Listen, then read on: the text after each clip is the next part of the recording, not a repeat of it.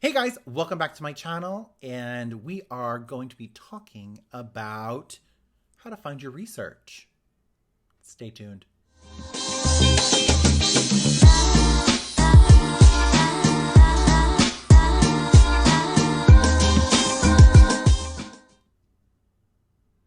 Hey guys, so how to find your research.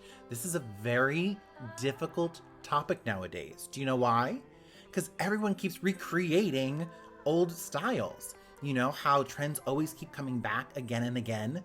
So we're finding research that is not technically research. It's actually a recreation of a recreation. And that alone will already set yourself off on a different path than you need to go. So my suggestion is actually finding books. I know, do they make them anymore?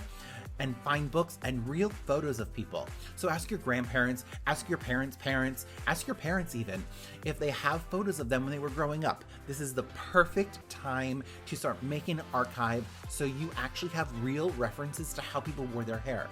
And pick all the periods, 50s, 60s, 70s, 80s. There are some websites out there that do have some period-specific information that you can find for your research, but make sure it is real. So do your research on your research to make sure that it's not a copycat.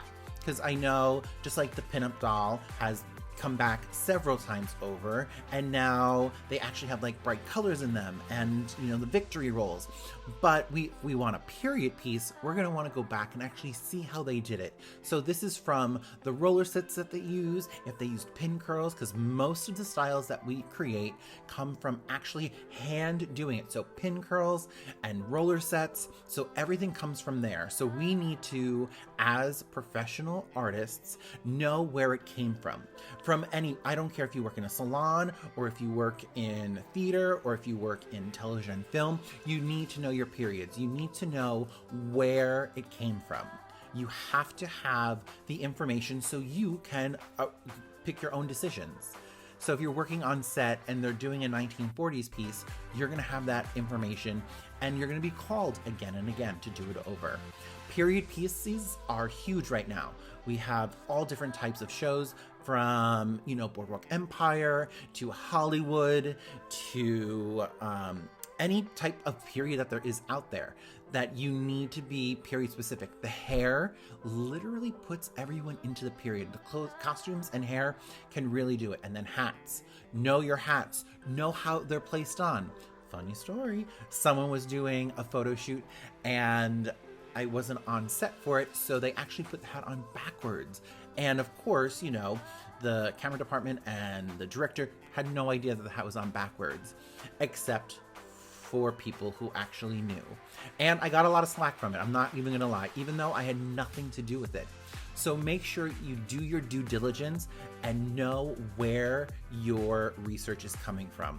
If you ever work on a period show, ask for research, ask the key for research, watch the show that's been done in the past.